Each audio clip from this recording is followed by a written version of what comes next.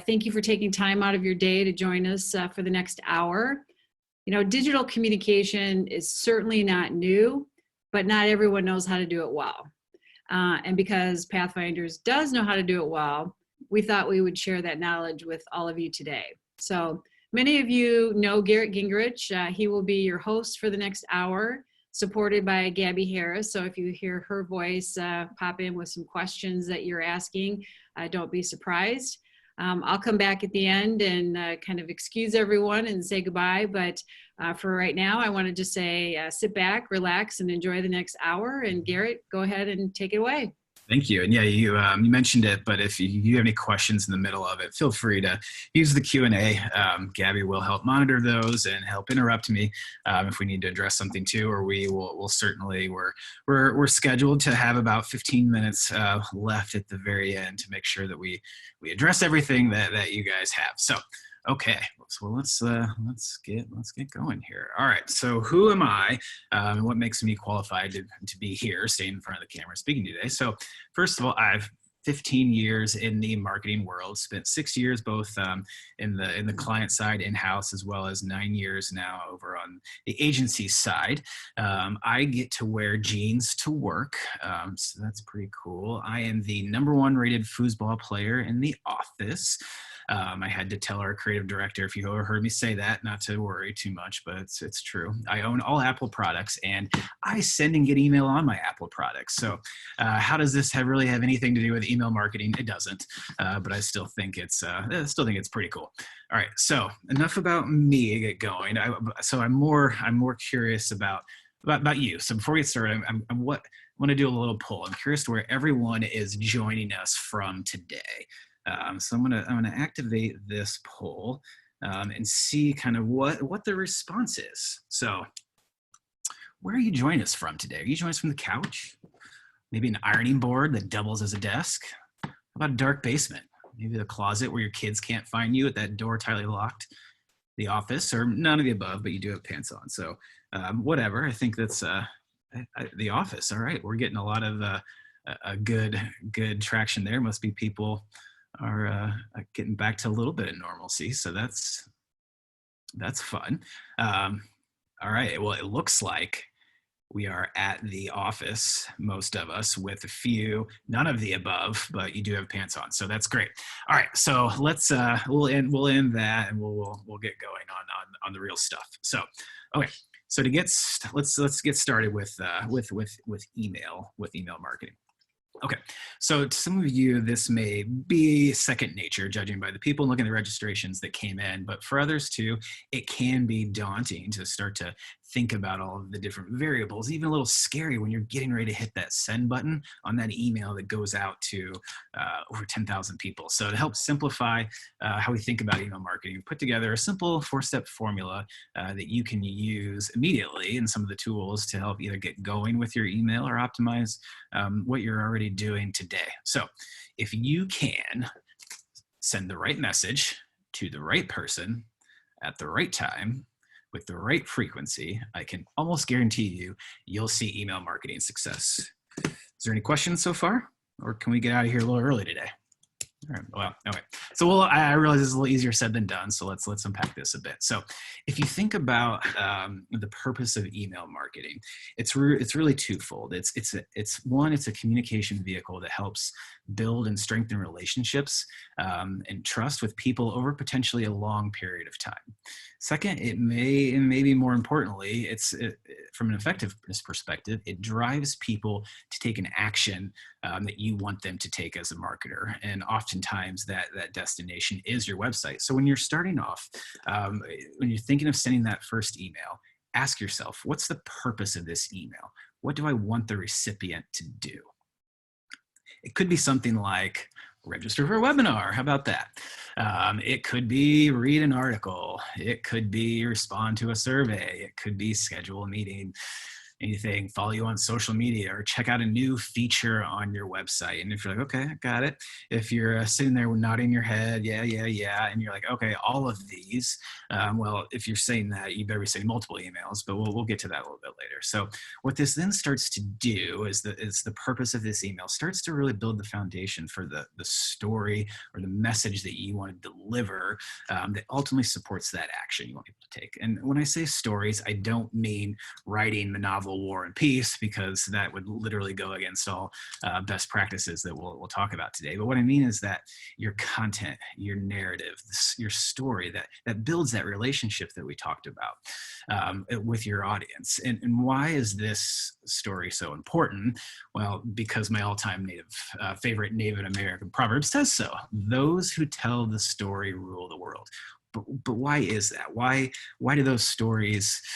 Why do people who tell those stories? Why do they rule the world? Why not the people who are hard at the hospitals, providing for all of us right now? Those who are writing the laws and things like that, or those who are in the restaurants making all the food. Why don't they rule the world? And it's because we as humans are uniquely programmed to really understand and remember great stories. And great stories really make us care and help build relationships between us and the world around us. A little nod to the archetype webinar coming up in a few weeks. We'll go into this a lot more deeply, but this is such an incredible part of really any email or any marketing communication. It may be a little dramatic for this, but it really does encapsulate why the messages you deliver and the words you use are so important to connecting with your audiences, no matter where the conversation is taking place, both offline and offline. So I go into that. Let's bring this back to email a little bit. And really the key is to give before you take. And it's a general human truth that people do not want to be sold to. So it's important to create that trust by starting to share valuable information within your emails. So people don't always want to be, they don't always want you to be selling. Sales 101 tells you you probably should not go for that close on the very first from the very first visit. This is no different. It's important.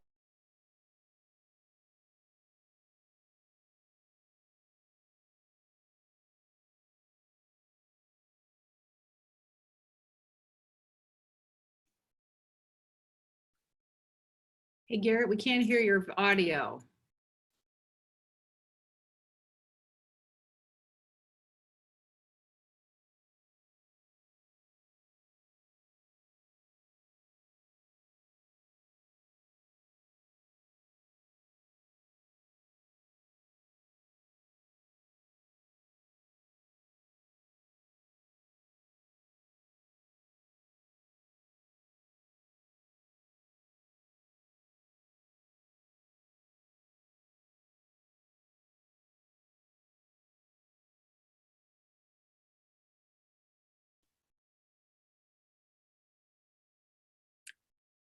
Hey, sorry, everyone. We had just a teeny bit of technical difficulty, and Garrett is fixing that, and we will be back hopefully in seconds.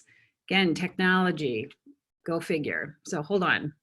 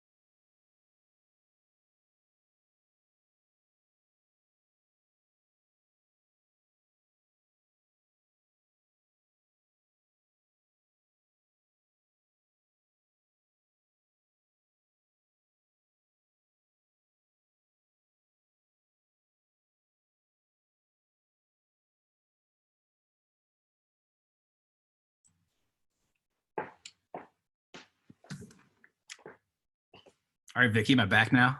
You are back. All Thank right, so you I'm so going to much. blame that story.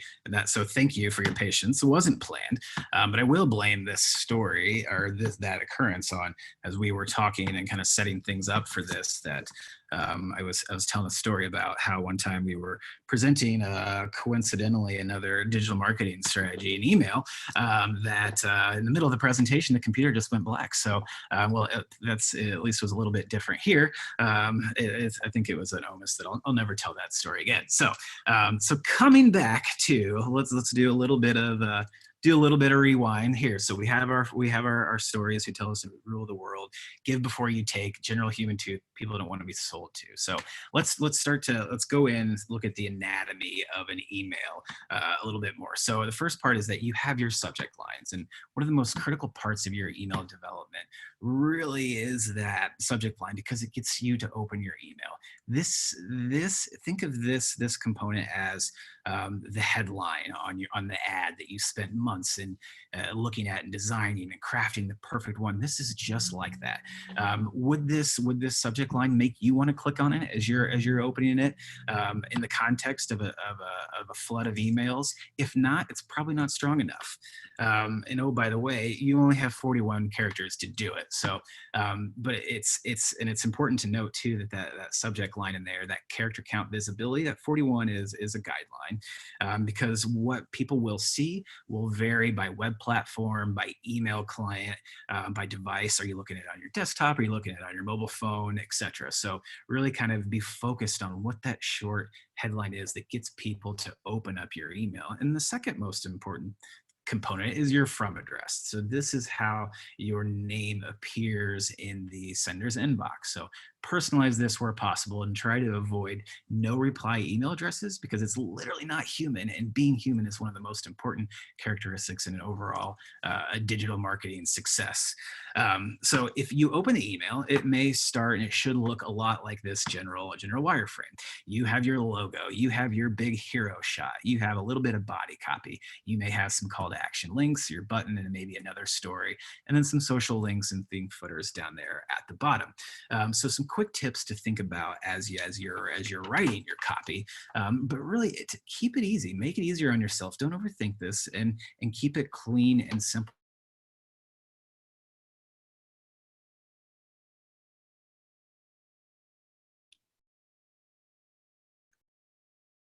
Garrett, your video went out again, and so did your audio went out again.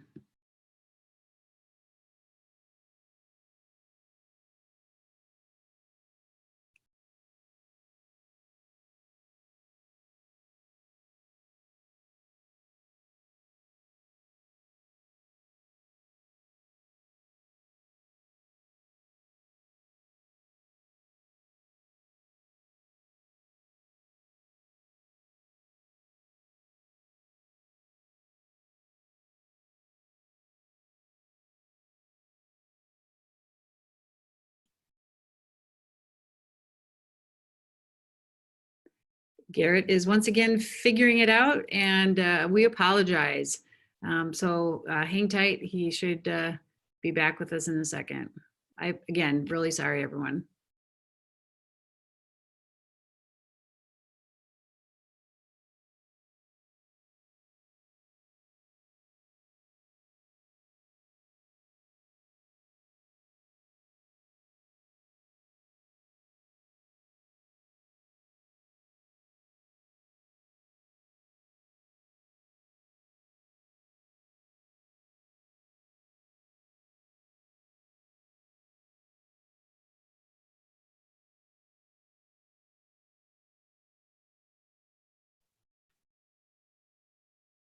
Looks like he'll be up. There we go.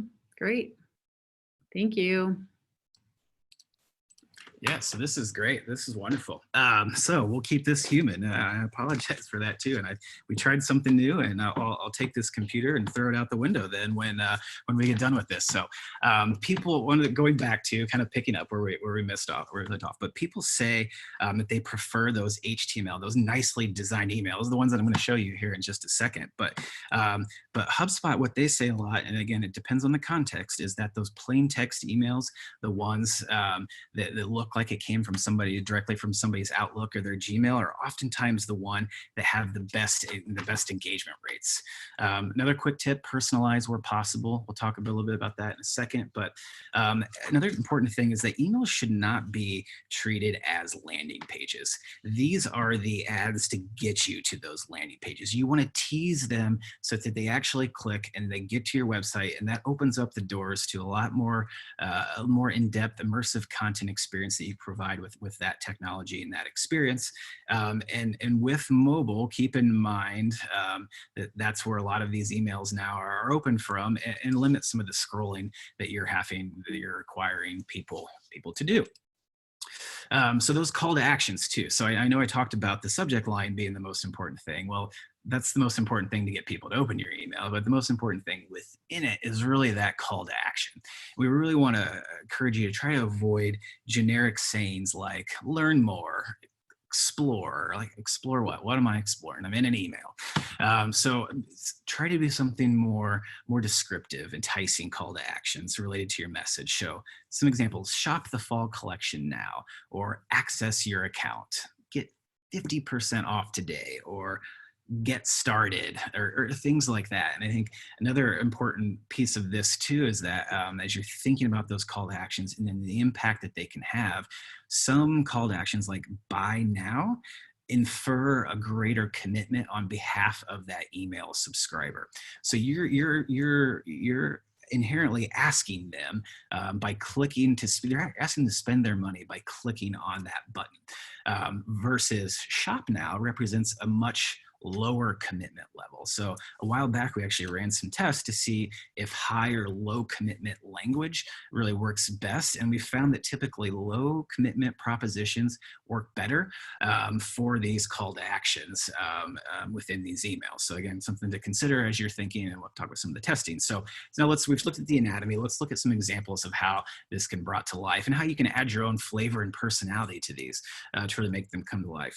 From a Boxwater perspective, what you see here is a fairly simple, straightforward email for promotion, but we use bold imagery to capture the attention.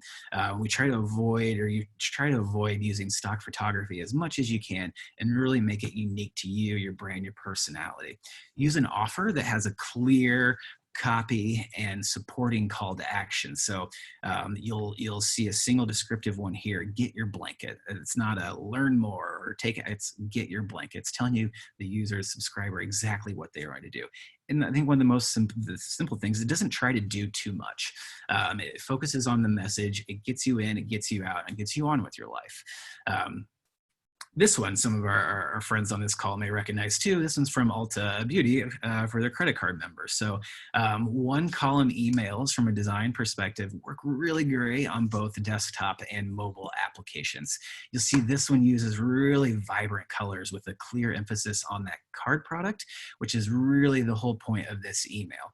What you also see here subtly, if you look from the mobile to the desktop, is that the different headlines. So you can either earn 500 or 250 points for taking this action, just to see who gets the most clicks, to understand what it is and the level that we need to offer in order to get people to take the action we want them to do. What you also see is a use of custom fonts and graphics, again, to add that personality of your brand, your company on here. And then as you'll see kind of in there too, this does a good job of establishing a sense of urgency. The offer ends on December 31st. It's not good forever, which is a great strategy to help create the action that you're looking for. And one for PayPal's business debit MasterCard too. You'll see that personalized subject lines stand out really in a sea of emails, but it works only if you have a relationship with them.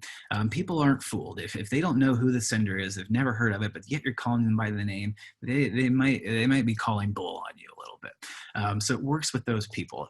Single CSS buttons, so that bright blue color, they're the way to go. They focus the call to action and they make it super obvious of what you should do and what you should do next. This example people also explores and experiments with new technology like those gradient backgrounds. While these are usually fallbacks and necessarily may not look as good when it comes just because of the technology that's available at this time, it's a good way to test different areas and development. You can also, and you should also use your own icons for associated actions instead of counting.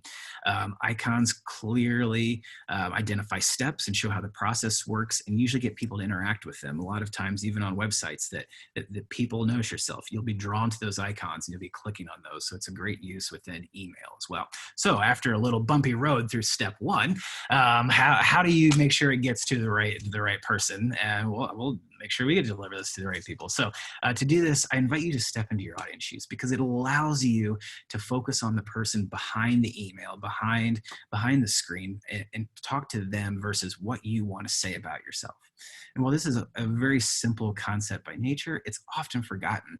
And many people are focused on what it is they want to say and not focused on the other. And I think this very recent cartoon that I ran across does a wonderful job of emphasizing this quite well. You can see it, but I'm pretty sure this is the exact situation that happened with my wife and I as we were sitting in our living room recently. But some brand we apparently gave our email address to 3 or 4 years ago wants us to know that they're here for us in this difficult time. Yeah. All right, enough said. But as you're trying to determine who that right person actually is, be sure to do your research on what your audiences are doing. Use your findings to inform not only their email strategy, but your overall marketing strategy too, which is a great strategy. What are their needs? What are their wants? And what context do they care about what you have to offer them? Are they what mindset are they in order to kind of make those messages and those stories that we're trying to tell connect just that much more? Another reason this is important for that is because, especially in the B2B space, people want to be viewed as competent, but secretly look for help. And in an article in the Harvard Business Review talking about the new sales imperative, that most marketers like us and you think that their customers are in the driver's seat, that they're empowered and they're armed to the teeth with the most information. It's so clear about what their needs are. They don't bother to even engage with companies until late in the process when their decision is all but complete. Well, the research shows that customers don't see it that way. They may be better informed than ever because of the information, but it also shows they're deeply uncertain and stressed and increasingly overwhelmed and often more paralyzed by information than what they have. So what this does is it creates a sense of status quo that will always and will continually be accepted until they have that distinct reason not to. So really our solution becomes within email. How do we empower our customers with good information, good stories that adds value to their day, to their moment in time, and gives them a reason to pay attention to what we have to say? And those people that we were just talking about and researching to understand how to do that, they also deserve different content. So while likely their interests are similar because they're on your email list, they're engaged with your organization, with your brand, people have different reasons for deciding to subscribe. So find out what those reasons are and send people down curated paths based on what you know about them, because the data shows that segmented email lists are proven to perform better and get you almost 15% higher open rates and almost double your click-through rates. So those quite kind of help to tell that segmentation story quite well. So how should you segment? The first one really is by location, and I think this is relevant in a couple ways. I mean, think of the instances where say you are a destination marketing organization and you're sending the top things to do this weekend in your town. Well, if somebody who lives, let's say you're in Indiana and you're saying this to somebody in Southern California, it's likely not relevant to them. They're not going to be in your town on this weekend, more than likely. So so that may kind of hurt the credibility, the expectation they're putting on that. Location can also come into the form of thinking of weathers and geographies and things like that. If you're talking about a winter promotion in the frozen tundra, again, sending it to somebody in Florida may not be overly relevant. And too many of those relevant messages will deter them from opening something in the future. Demographics is another key one. I can't tell you how much it infuriates me when Gap sends me an email with women's clothing offers. I have never purchased women's clothing from you before as a brand or a retailer. So you know what? That next time you have a killer deal on your denim or that new pair of jeans, I may not open it because I'm a little bit jaded. Interest in behaviors is another popular one too, and this falls in the line. If you know someone is interested in sports, maybe that's why they're engaged with you, send them things about sports. If you know someone is interested in the arts, target them with art related stories. Be specific to those because it will help again make that deeper level connection and extend the value of your content within your email.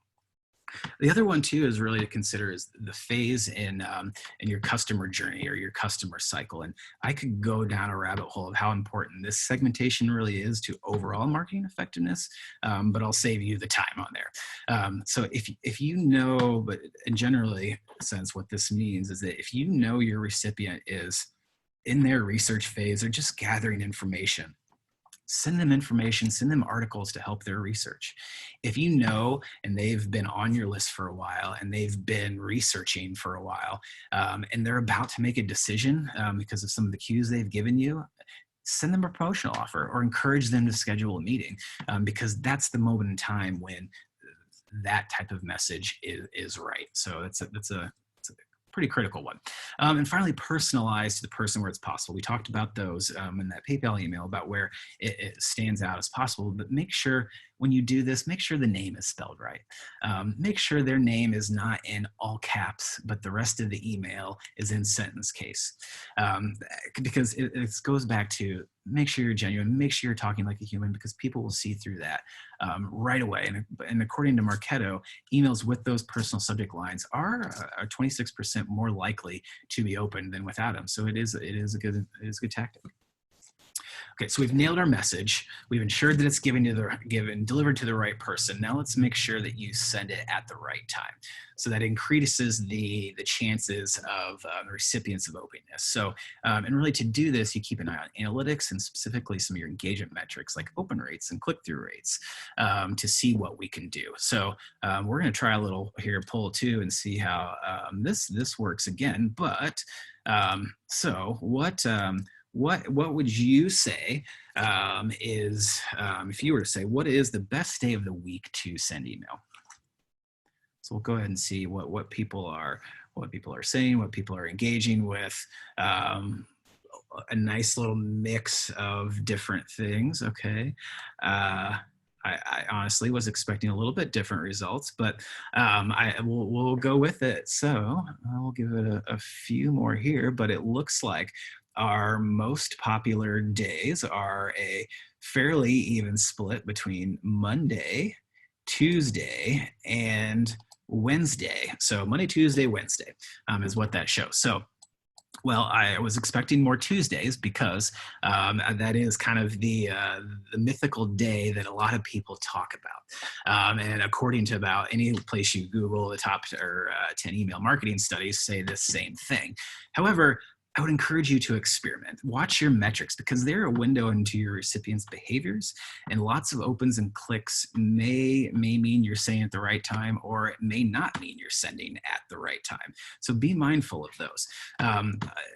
What you can also do is reference your website analytics. So this is a screenshot of Google Analytics users by the time and day of week of what you can do. See when people are engaged with your brand, your company's website, and this is exactly how this information is exactly how we chose the time of day that our invitations for this webinar actually went out.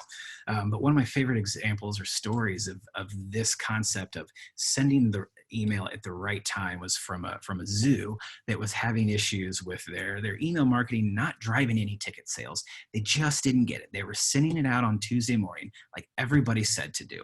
But something wasn't working. So they looked at their analytics on their website and realized that people were visiting the site at around 8 p.m. on a Thursday night. It's interesting.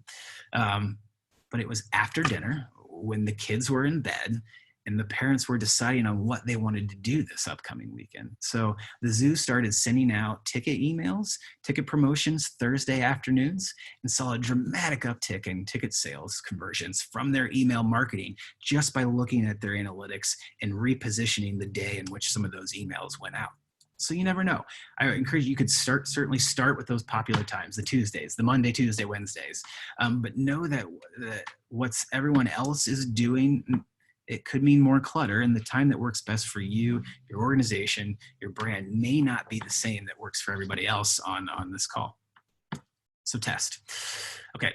So one of my favorite questions, okay, how often should I send emails? And the answer that I always provide, that everybody always hates, is that it depends. But the key component here is quality over quantity. Never send an email just because. If you don't have a purpose that's relevant towards your audience, don't send it, because that will affect that ongoing relationships and the trust you've been working so hard to build. And if you send too many of them, you'll begin too many irrelevant messages, stories, you'll begin to see your engagement rates start to drop. But you also just don't want to send it willy-nilly too, whenever you feel like it. So thus it depends, but let's look at that a little bit more. As you're talking about the frequency, it's best to really set the expectation up front when people sign up for your emails or when you're onboarding them. So how often, you'll see often now when sending emails that they'll ask you what you want to do, and they'll ask you what your preferences are. How often would you like to see the emails? Was it monthly? Is it weekly? Is it monthly? Is it weekly? Is it hourly? Is it daily? When is it? What this does is it really, it starts to set that expectation so that when you start sending your emails, and maybe you're like, oh, I'm going to send promotional emails every 2 hours, like J. Crew does to me, is that the user will know, that expectation, they're going to get emails from you, so it doesn't kind of make them mad or make them want to unsubscribe from your email list. So if you can use some of these tips to master each one of those steps, you'll be well on your way to sending effective email marketing campaigns. But I do have a little bit more. So one of the key components of this and anything in digital is never stop testing. Use data to figure out what's working and what's not, and optimize. So there's several ways to go about this testing too. There's multivariate testings that test multiple items at once, but that can get pretty complicated without the right technology. So I'd recommend starting with simple A/B testing. It takes a pool of your recipients, it sends one thing to one group, it sends another to another group, and it decides which ones performs best. And then it sends the rest of that email to the rest of your list to make sure you're capitalizing, you're getting the most interaction and engagement that you could possibly get. But as you're starting this conversation, ask yourself, what's the one thing I'm trying to test? And will I have enough data to make the test meaningful? If you're sending an email out to 100 people and 20 of them open it, is that really meaningful? Does that give you a good amount of sample size? And then what metric is going to be the best to use to measure success? Am I looking for how many people opened it? Are we looking for clicks to my website? Because that will start to define what you should test. And some of those ideas can be like, send at different times of day. We talked a lot about that, but you can see which one gets the most effectiveness there. You can test different language and different copy and subject lines. Another super simple, easy one to do, that if you don't do that every time, you're missing out a little bit. Length of subject lines, again, there's a big determining factor that talks about the 41 characters and the fact that increases the open rates and the personalizations of those subject lines. Test the personalization with or without it. It give you a lot of insight into the quality of your list and the relationship that you have with them. Change the first line of your email. Change that headline. See if that gets people to engage with you more. Longer versus shorter emails is a thing to test. Varying levels of personalization in your body copy. Introducing names, but you could also talk about any other data you have on them, their company organization, their job title, the location in which they live, things like that. Test to see how much of that works in getting the action that you want people to take. Your call to action language. We talked a lot about this, but that is a huge one and a simple one you can test. Your CTA formatting. You can try links versus buttons. One another favorite story of mine is that TireRack.com, one of our developers worked there, and this was I think probably 10 years ago, and then it was I think shows the power of testing and call to actions, that they actually tested the buttons on their website, and if it had a round corner or a square corner on it, and which ones drove the most clicks and drove the most conversions. And they found going from square to rounder corner buttons had a 10% uptick in sales conversions on their website. So it's just some of the smallest things can make such a significant impact. And use of certain images. You'll see this a lot often. Do people prefer the more artistic style, the graphical style? Do they prefer images and environment shots? Do they prefer to see people? A lot of times it is those people, but it does vary based off what you're offering. But with any of these tests, what you always want to do is tie that back to metrics so you can understand that cause and effect. So some of those are open rates. So we'll look at this one. This one is the best way to really tell whether your overarching strategy is working or not. This number shows what percentage of your audience on your email actually opened it. And if you have a great open rate, it usually means your subject lines resonate with your audience and they trust your content and what you're sending them. So if you look at this one, some industries up here that you'll see too and how it relates, but they're all very similar and kind of hover around that 21.33%. Another metric to look at is that click-through rate. So this tells you of the people who opened that email, how many people actually clicked on it and took that action that you wanted them to take, that you identified in the third slide of this presentation. So this shows you whether or not what you're saying is relevant, that they want to learn more and click through. And to demonstrate why testing, optimizing your email is so important and how just tiny percentage points can make such a big impact. Let's look. Let's do this equation. So let's say you have an email distribution list of about 10,000 people. That's pretty good, right? That's a good amount for different organization. Let's apply these benchmarks. So you take that 10,000, you multiply it by 21.33%. Of that 10,000 people, just over 2,000 people are actually opening your email. Oh, it starts to go down a little bit. Okay, so let's take that 2,133 people and let's multiply that with our click-through rate in that industry benchmark. That means out of 10,000 people, you have 55 visiting your destination or taking that action. I'll add one more in there. So if you've got those 55 people that actually got to your website, the median kind of conversion rate for all accounts or different landing pages is 2.35%. That means people are completing that action that you want them to take on your website 2.35% amount of times, whether it be a form conversion or something like that. You do that math, 1.3 total form conversions or leads could be potentially coming out of that 10,000 person email list. So that math is really opening, and having a large list is so important. So how do we build that? Is an important next step because the importance of the volume, but also that according to HubSpot, it actually degrades by 22.5% every year. So if you're thinking, holy cow, I haven't looked at my email address in a while, it might be time that you do, or your email distributions, because it might be time that you do that, because I'm sure it's starting to change and some of those have expired and are different people are no longer active and things like that. So how can you build it? Really, 4 key categories. And you can do it through your email. Making consistently great, relevant email content is a way to build your distribution list, because people will inherently forward that on, or if they find it valuable, they want to be seen as experts, so they'll forward it on and they'll be shown valuable too. They'll want to encourage others to share that email. You can also use email to invigorate a stale database. So let's say, okay, I haven't updated my email distribution list for a while. I haven't sent them. They're not going to know what's going on. What you could do to kind of start fresh is go out, send that stale list, say, hey, here's what's coming up. We're going to be starting to send emails. Here's what you can expect. Here's how often, all those things we talked about. Do you want to opt in? Do you want to continue receiving these? Select yes or no. So you can do that sort of route. Your website is also a great way to build your email marketing list. You can create lead generation offers or gated content. You see those often within the B2B space. where, oh, give us your name and email and phone number or whatever, and you can get this this thought leadership, this white paper, this article that you thought was valuable enough to pay for it, quote unquote, with your email address. You can also do a quote unquote free online tool or resource of that. You see this with calculators. Oh, enter in your values. Oh, give us your email and we'll tell you the results. Sometimes this could be a little annoying in the wrong context, but it is a way to build your email list. You can improve the forms on your website. The statistics show that the number of fields that you collect and you ask for information significantly impacts the amount of conversions you get.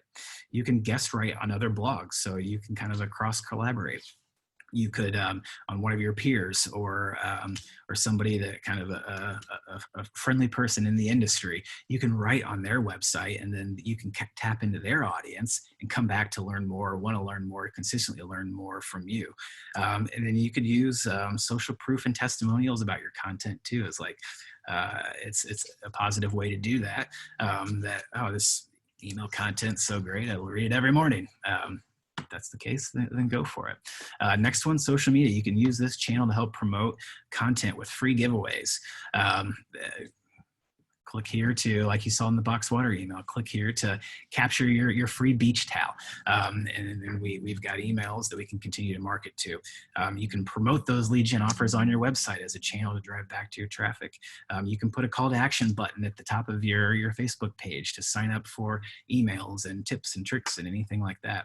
And then you can also just use general marketing. Don't forget about these too, where you can collect emails at trade shows if those ever become a thing again. Or you can host in-person events, networking events. You can host online webinars.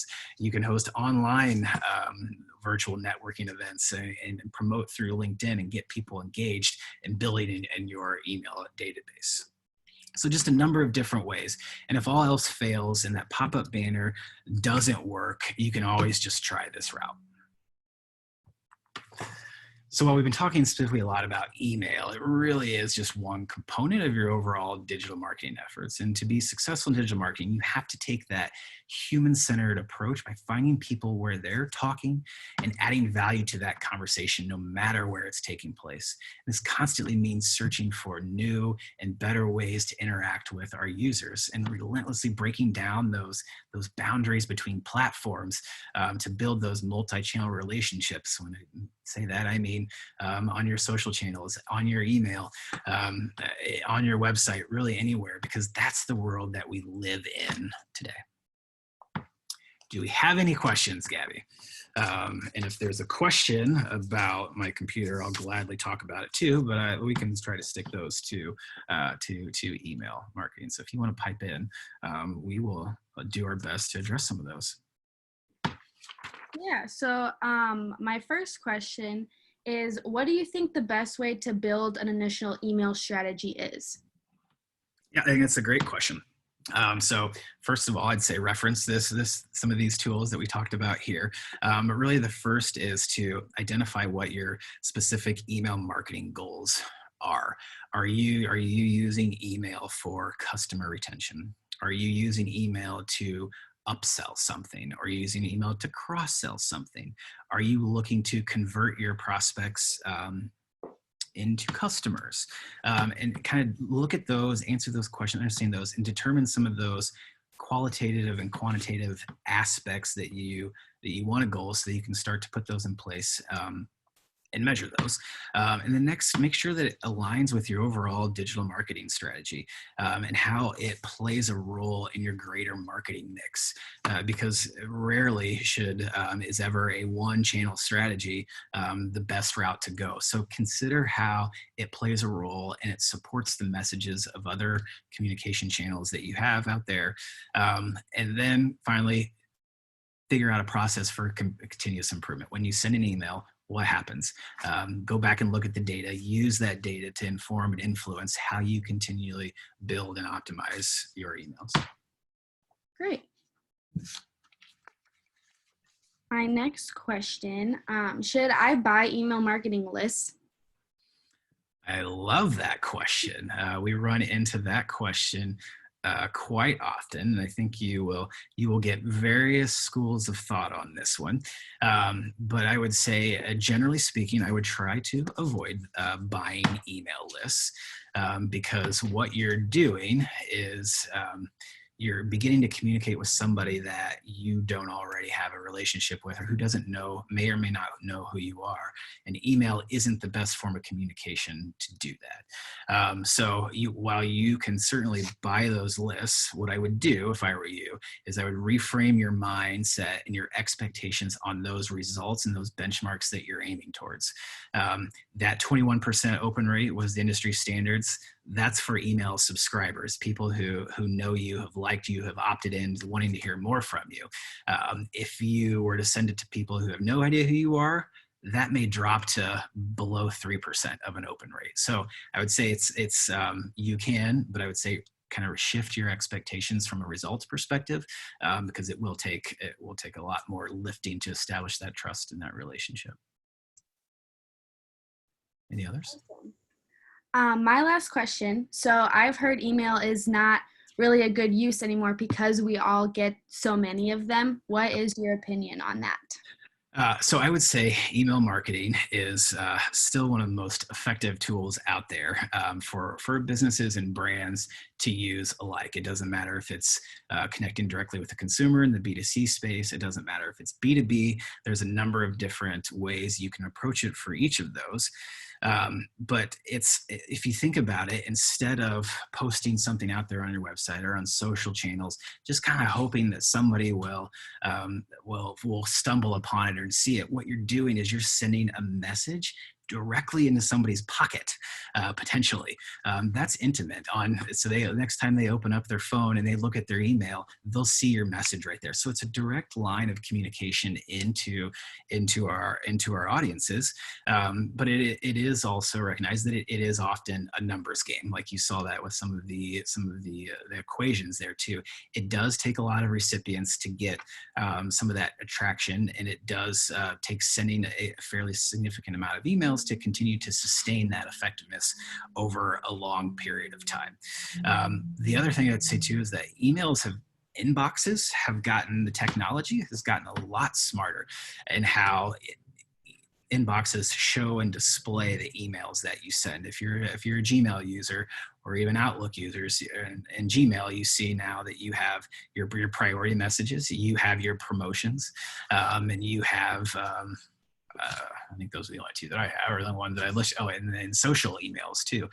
They've categorized them from that perspective. So it helps the user kind of based on the mindset that they're in at that time, navigate to the emails that they're most looking for, they're most relevant. And I think, that helps email marketers. It also presents some challenges. And how do you navigate that? But tapping into those users' motivations, understanding why they're engaging with your brand can help you kind of cut through some of those things. And then with Outlook, you even see your priority message and your focus, or your other messages that kind of are those forwards and those marketing messages as well. So they're really becoming smarter and helping you as a user focus on the things that you're the most interested in. And if you can be that, and you can provide that content, you can provide those stories, that will continue to help propel your messages up. Good question. Great questions. Thank you. Those are the only questions that I had. And if no one else has any more, then I think we're good there, Garrett. Cool. Thank you. Thank you for bearing with us today. Yeah, and I want to thank Garrett and you too, Gabby, and for everyone who attended today. Please, as you can see on the screen, be on the lookout for an email from Garrett with a link to a video of the webinar, as well as a download of the deck. And again, sorry about the Zoom glitches that we had, but Garrett, you handled it like a pro. So thanks, everyone. We're giving you about 10 minutes back to your day. So hopefully you enjoyed today's session, and we'll look forward to more coming in the near future.